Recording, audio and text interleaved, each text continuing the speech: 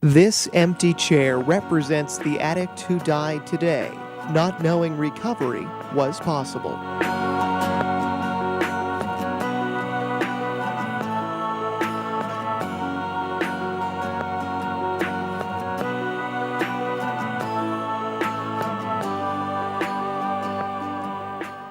Hi there, and welcome to another episode of The Empty Chair, Exposing Addiction.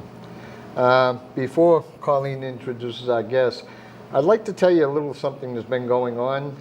Our own state representative, Diane DeZargalio, has formed a community group, and it's called the Merrimack Valley Prevention and Substance Abuse Project, MVP ASAP.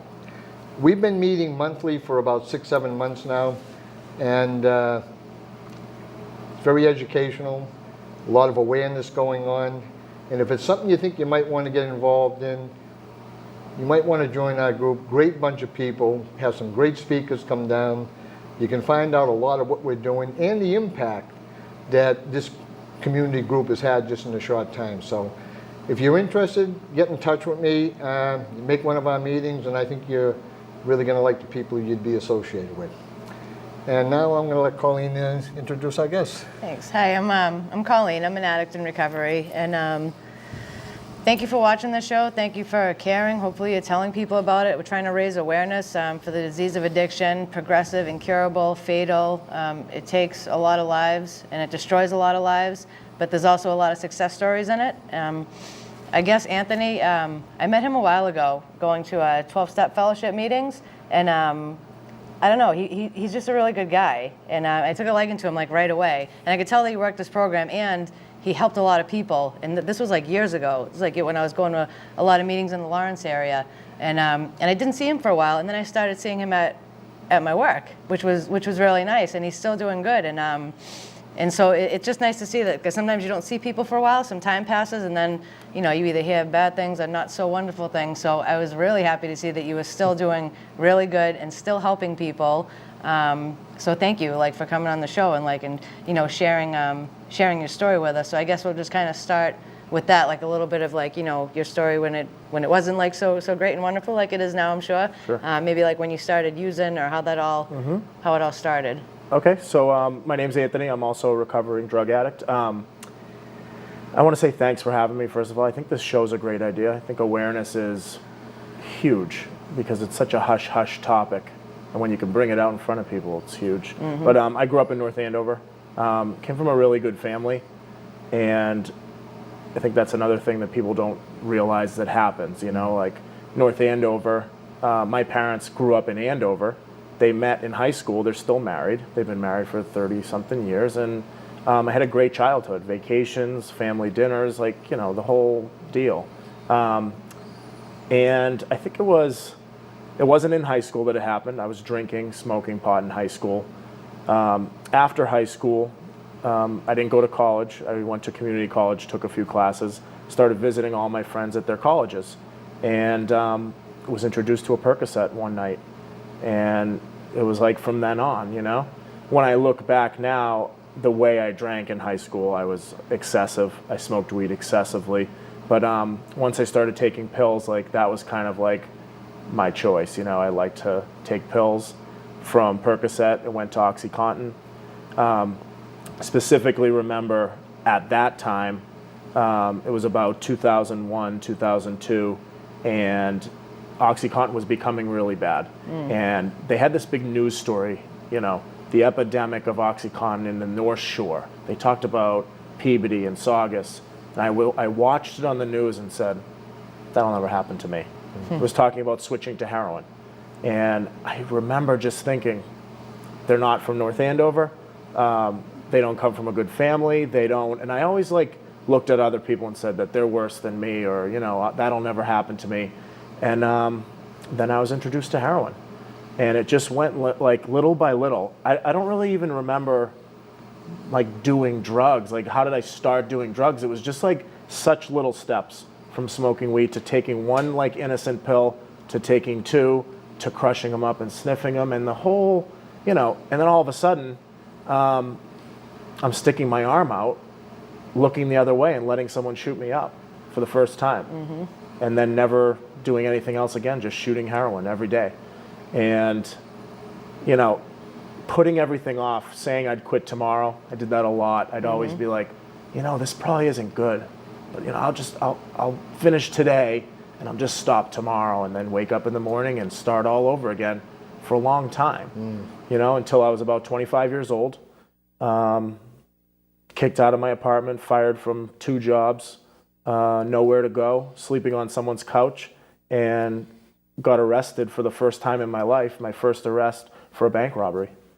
And it was like, you know, that's never happened to anyone from North Andover, you know? So I kind of thought right away, like, oh, well, this isn't so bad. I'll just get out of this, you know? And I remember getting locked up in the cell and the cop coming over and saying, you know, I had one phone call. I called my parents, and he said, hey, your mom just called. And I kind of felt relieved, like, oh, I'm going to get out of here, you know, because I only did the one thing, you know, a little mistake. I kind of thought you just get away, like get out of jail free. And he said, don't worry, I told her you're being held with no bail for an armed bank robbery. Kind of sunk in, like no bail. So I had to go to Middleton, orange jumpsuit, you know, black Velcro shoes, shackles, the whole deal. And I had to stay for 30 days before I could get bailed out. I had to go through withdrawals, cold turkey in the infirmary. I spent like 3 days on the infirmary floor of the bathroom, just disgusting, you know, and sick, so sick, thinking I was going to die. I remember going to the cell door. It's like in the infirmary, it's locked doors, but there's like, it's a big room, and I remember banging on it, and there's a nurse out there. Now, how old are you at this time, Anthony? 25. 25, Yeah, okay. 25. And so I go over, banging on the door, and the nurse comes over, and she looks at my intake sheet. You know, he shoots heroin. That's it. That's all I did. I didn't drink anymore. I didn't smoke cigarettes. I just shot heroin. So she said, you're not going to die. And I remember I was like, what? She said, you're a heroin addict. We actually like to see you guys suffer. And I kind of was like, Wow. that kind of sunk in a little, though. I wasn't a kid from North Andover anymore. I wasn't from a good family. She looked at me the way I was. I was a heroin addict. That was kind of the first time someone ever really said it. And I was like, wow, okay. You know, just to interrupt you a minute. Yeah. I've heard parents and other people rationalize that it shouldn't happen to their kids because they were middle class. You know, I mean, I did the same thing. This is the first time I think I've ever heard an addict rationalize that he's not going to be one because he comes from that same community. Right. Which is amazing. Although you did the same thing, I think, didn't you? Yeah. Not to that degree, though. Maybe I didn't, you know, like say it out loud like that Sure, much yeah. because I didn't, you know, I didn't want to Yeah. want to look at it. Yeah.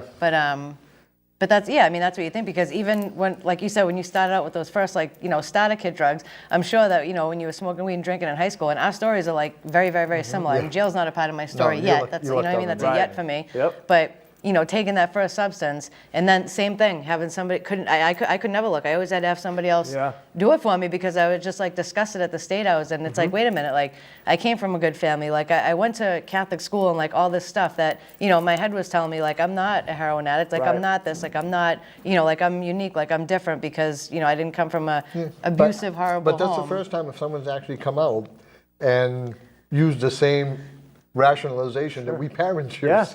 So, oh, I'm sorry. So, But I think it's like goes back to when I was a kid, growing up in that community. Sure. I had a picture in my mind of who a drug addict was. Right. Yeah. My father owns a business in Lawrence. I used to go with him all the time to work. There'd be people on the streets. Those were drug addicts. I didn't realize how many people it actually touches. Yeah. And I was very functional. I mean, I went to work. I went to a gym after work, like worked out, like went out to dinner, went on dates with girls. Like no one knew until the very end. And even then some people said like, wow, really?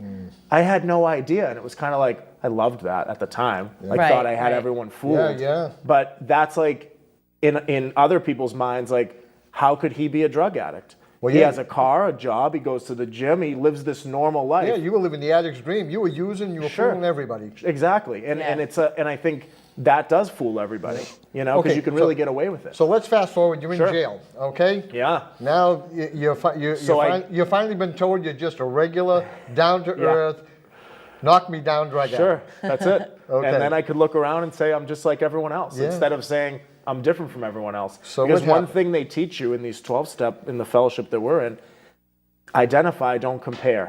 I was comparing myself to everyone. Right. Yeah. Oh well, he's been arrested twice. I've only been arrested once. So Okay, so I now got we're- bailed out. Okay, let's go on the road to recovery. Yep, I got bailed out on the stipulation that I go to rehab. So I went to the Salvation Army in Saugus. Oh, okay.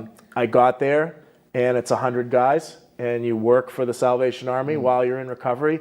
And I was a little bit like standoffish at first. I thought, you know, I was already clean for 30 days, so I was kind of like Good, had good. all the answers. Yeah. You know, and I had never been in a group before, or I didn't know anything about recovery. I was very like new to it all. But it was through the people in the program, like helping, and that's what it's all about, like an addict Right. helping another addict. So there were some that, you know, I could appeal to because they seemed really normal, but they loved being clean and stuff like that. So little by little, I got into it and celebrated a year clean and sober, and then went back to court for the bank robbery. I was only out on bail. So I went in front of the judge. I had all my letters from the people in the program and my family and everyone. This kid shouldn't go to jail. All the letters said. So the judge got up there and all these good things and clean for a year and the Salvation Army director loves you and this and that, but you robbed a bank. So he sentenced me to 3.5 years and 5 years probation after that. Wow.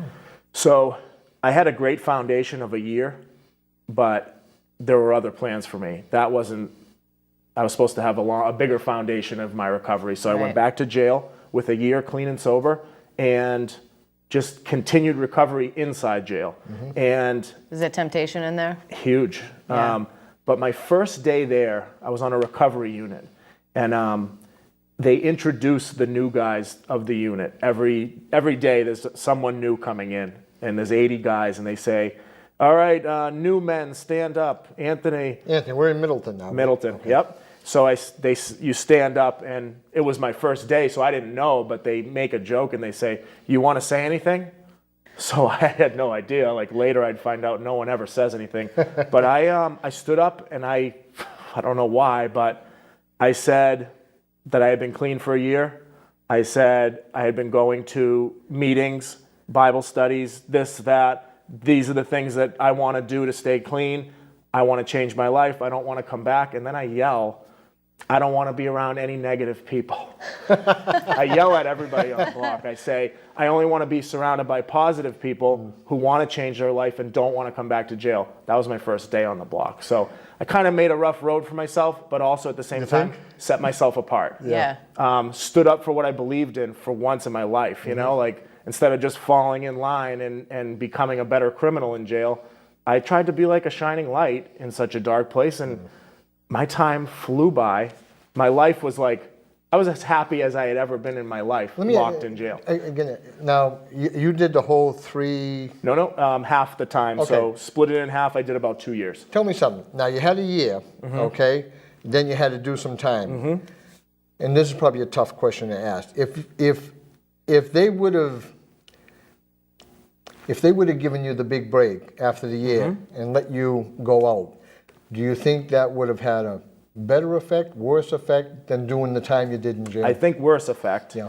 I think I would have, everyone who had helped me and my higher power spiritually, I would have said, God, thanks for the last year, but I don't need you anymore. Yeah. Right. I think that's what would have happened. You think there's a I see possibility it- that you might have... Yeah, I do. And I see it a lot in other people now who have similar stories to mine and get that break, and then you don't see them anymore. Right, And it's right. in a bad way. Yeah. Then you see them and you're like, whoa. So you So looking going... back on it, you can be grateful for it. Maybe not at that moment. You Yeah. weren't like, all right, this is wonderful, no, part of but my process. looking back, I wouldn't change it if I could. Yeah. I think it would happen perfectly the way it was supposed to. Okay, so now you've done your, what, how many years? years. 2 years. Yep. All right, now you're out. Yep. So I'm out, and my life's awesome. It really is a life second to none. I mean, there's promises when you join a fellowship or a 12-step and they say, you know, your life will get better, you'll feel freedom, you'll feel all this stuff. I really do.